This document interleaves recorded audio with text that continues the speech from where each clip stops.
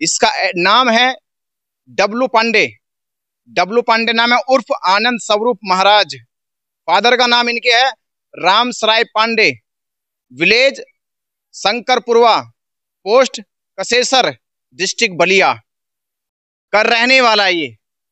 और मैंने पता किया इसकी हिस्ट्री का, ये पूरे एरिया में ये गुंडे के नाम से जाना जाता है।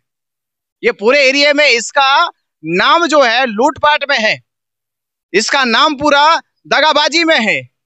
तो ये बुद्ध की शान में बोल रहा है, इसको सबक सिखाना चाहिए।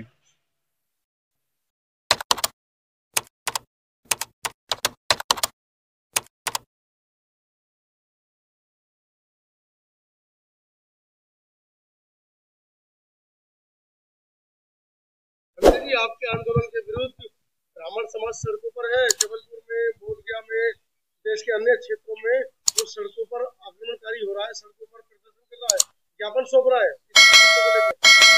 मैंने सुना अभी सोशल मीडिया पे खबर आई है कि ब्राह्मण संगठनों ने, जिन्होंने ये मार्च निकाले, सड़कों पे आकर आंदोलन किया कि बौद्ध भिक्षु महाबोधि महाविहार में घुस गए हैं, उनको तकलीफ हो गई तो वो जबलपुर में सड़कों पे आ गए, वो बोधगया की धरती पे सड़कों पे आ गए। तो मुझे हंसी आ रही इन पुरोहितों पे, इन पांडवों पे। अरे भाई, हम अपने महाबोधि विहार में गए, तुमको किस बात की तकलीफ है? तुम्हें कौन सी तकलीफ है? तुमको लगता है वो तकलीफ है कि तुम बौद्धों की संस्कृति पे जो लूट मचाई का काम कर रहे थे वो बंद होने वाला है, तुमको ये तकलीफ होने लगी है? तुमको तकलीफ होने लगी है कि बुद्ध के नाम पर 75 साल से जो तुमने अरबों खरबों रुपया लूटा है वो तुम्हारा बंद होने वाला है। तुम्हें तकलीफ इस बात की हो रही है कि जो बौद्धों के धर्म पे प्रचार में खर्च होना था पैसा, वो पैसा तुमने अपने धर्म प्रसार में किया, वो पैसा तुमने अपनी संस्थाओं को बढ़ावा देने में किया। ये तकलीफ हो रही है कि वो पैसा अब तुम्हारी संस्थाओं में, तुम्हारे धर्म के प्रचार में नहीं लगेगा, बल्कि वो बौद्धों के प्रचार में लगेगा। ये तुमको तकलीफ हो रही है। और इन लोगों ने अपनी तकलीफ को जाहिर करने के लिए सड़कों पे उतरना शुरू कर दिया है। और एक वो पंडित, वो बलिया का पंडित, जिसको अकल भी नहीं है बिल्कुल, न बोलने का सुर है, बुद्ध के नाम पर ये पांडे 75 साल से खा रहे हैं और करे बुद्ध के बाप भी पैदा नहीं हुए थे, तब से हम ये कर्मकांड करते आ रहे हैं। और तो अपने कर्मकांड पे अपना तुम जो भी फक्र करते हो, गौरव करते हो, करो। अरे तो बुद्ध की धरती को तो छोड़ो भाई, बुद्ध की धरती पे क्यों तुम यहां पे बैठे हो? तो ये पांडवों को मैं कह रहा हूं, इन्होंने अपनी औकात दिखा दी है, इन्होंने अपना असली चेहरा दिखा दिया है। मेरा बाप से निवेदन है, मेरे बौद्ध समाज के लोगों, बहुजन समाज के लोगों, मेरा बाप से कह रहा हूं कि इस जो पांडे ने बुद्ध के बारे में गलत बोला है, इस पांडे ने जो भिक्षुओं के बारे में गलत बोला है, इस पांडे ने जो पूरे बौद्ध समाज के बारे में, बहुजन समाज के बारे में बुरा बोला है, जो इसने जो इनके चरित्र के ऊपर जो उंगली उठाई है, इसको वो सबक सिखा दो, इसको वो सबक सिखा दो कि जेल से बाहर ना निकले। इस पे इतने मुकदमे लगाओ, इस पे इतने मुकदमे लगाओ कि इसने हमारे तथागत बुद्ध के सम्मान और स्वाभिमान में और शान में बोलने की हिम्मत कैसे करी। मैं ये पहली एफआईआर करने जा रहा हूं, मैं अपनी तरफ से तहरीर दूंगा और तुम लोग अपनी तरफ से तहरीर दो। इसको अकल सिखाओ। एड्रेस मेरे पास है इसका पूरा, इसका एड्रेस मेरे पास है, मैं एड्रेस भी आपको बता रहा हूं, उसका भी आप नोट कर लीजिएगा इसका एड्रेस, कि इसका एड्रेस क्या है। नाम है डब्लू पांडे। डब्लू पांडे नाम है, उर्फ आनंद स्वरूप महाराज। फादर का नाम इनके है Ramsarai Pandey, village Shankarpurwa, post Kasesar, district Ballia कर रहने वाला है ये। और मैंने पता किया इसकी हिस्ट्री का, ये पूरे एरिया में ये गुंडे के नाम से जाना जाता है।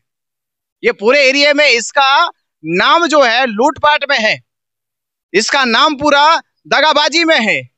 तो ये बुद्ध की शान में बोल रहा है, इसको सबक सिखाना चाहिए।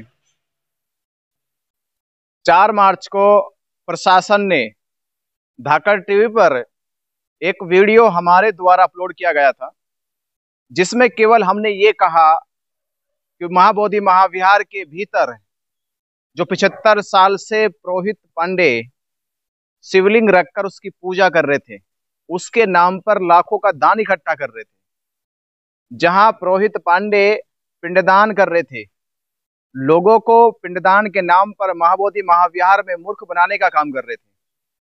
हमने केवल उनसे ये पूछने का काम किया जिसका मुझे अधिकार था। एक भिक्षु होने के नाते मुझे वो अधिकार था, वो समझ थी कि मैं ये पूछ सकता हूँ कि महाबोधि महाविहार में जो बौद्ध की संस्कृति है, जो बुद्ध का महाविहार है, उस महाविहार में हिंदू मान्यता का, हिंदू संस्कृति का जो प्रचार प्रसार किया जा रहा है, ये कितना उचित है, कितना अनुचित है।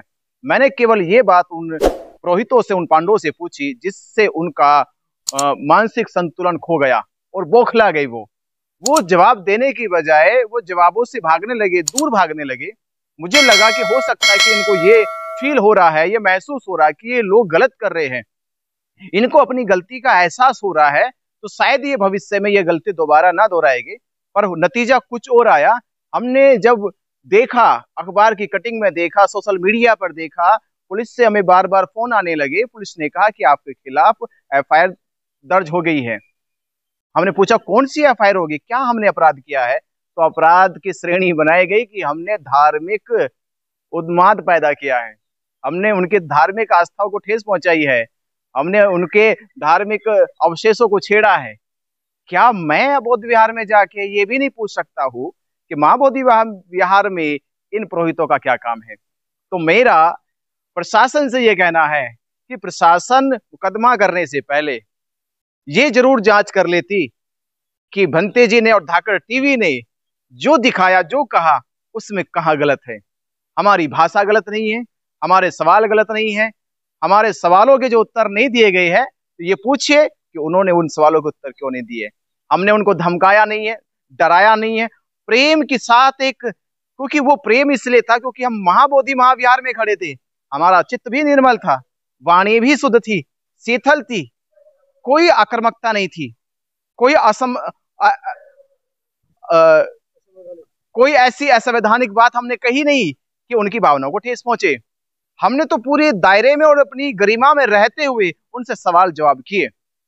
तो प्रशासन एक बार उस वीडियो को देख ले, कार्रवाई तो होती रहेगी, कार्रवाई हो भी गई है, इसकी कोई चिंता नहीं है कि जब हम कोई लड़ाई लड़ते हैं, जब कोई आंदोलन छेड़ा जाता है, जब अपने हक अधिकारों की बात की जाती है, और वो हक अधिकार जो वर्षों से दबा बैठा है, जिस पे कब्जा है वर्षों से, अगर हम उसको वापस लेने की बात कर रहे हैं, तो जाहिर सी बात है ऐसे लोगों को तकलीफ होनी है, ऐसे लोगों को जहनियत में कहीं ना कहीं धार्मिक बगावत पैदा होनी है, कहीं ना कहीं उनको लगेगा कि तुम्हारी वर्षों की जो कमाई का साधन था वो तुमसे छीनता जा रहा है। तो मैं आपसे सभी जो मेरे धम्म उपासक है, धम्म बंधु है, वो आवाज बुलंद करो कि प्रशासन किस तरह से ये अन्याय करता जा रहा है, हमारे ऊपर, बौद्ध भिक्षुओं के ऊपर करता जा रहा है।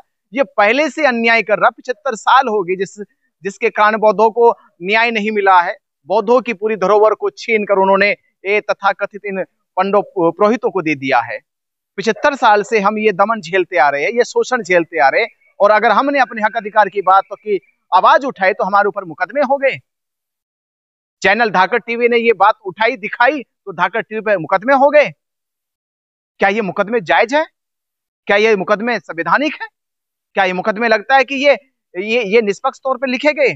ये मुकदमे एक पक्ष को मजबूत करने के लिए, ये मुकदमे उनको खुश करने के लिए, ये मुकदमे उनके हौसलों को बुलंद करने के लिए लिखे गए। तो मेरा आपसे निवेदन है, मेरे धम्मोपासकों, धम्म बंधुओं, आवाज को बुलंद करो, मजबूत करो, महाबोधि महाविहार को वापस लाने के लिए आप भी लड़ाई लड़ो। एक नहीं, मुकदमे चाहिए 10 हो जाए हम ये। और हैरतगंज बात तो ये है, मुझे बड़ा अजीब लगता है कि जब उन्होंने तहरीर में लिखा कि हमारी धार्मिक भावना आहत हो गई है, तो मैं सोचने लगा मैं महाबोधि महाविहार में हूँ, बुद्ध की ज्ञान स्थली पे हूँ मैं, जहाँ बुद्ध ने ज्ञान प्राप्त करा, मैं उस जगह पे हूँ। हिंदुओं का वहां से कोई लेना देना नहीं है। तो जहाँ हिंदुओं का कोई लेना देना नहीं है, हिंदू विचार का कोई लेना देना नहीं है, हिंदू शास्त्रों का कोई लेना देना नहीं है, वहां हिंदुओं की धार्मिक भावना को कैसे ठेस पहुंच सकती है? तब तो माना जा सकता था कि अगर हम राम मंदिर पे जाके कुछ करते तो उनकी धार्मिक भावना को ठेस पहुंच सकती थी। अगर हमारे हरिद्वार में जाके किसी देवी, मनसा की देवी का या चंडी देवी के वहां पर जाके कुछ करते, शायद इनकी धार्मिक भावना को ठेस पहुंच सकती थी, या बालाजी धाम जाकर कुछ कर सकते थे तो इनकी धार्मिक भावना को ठेस पहुंच सकती थी। पर महाबोधि महाविहार पे बुद्ध की बात करने में इनकी भावना को कैसे ठेस पहुंच गई? ये सवाल भी इनसे पूछा जाना चाहिए। और ये सवाल मैं पूछ रहा हूँ इन पुरोहित पांडवों से कि धार्मिक भावना को अपनी सीमा में रखो, अगर आपकी धार्मिक भावनाओं को जल्दी ही ठेस लगती है तो सीमा से बाहर लेकर मत आओ। वो सीमा बुद्ध की सीमा है, वो सीमा बुद्धों की सीमा है। बुद्धों को उसमें काम करने से रोको मत। नमो बुद्धाय।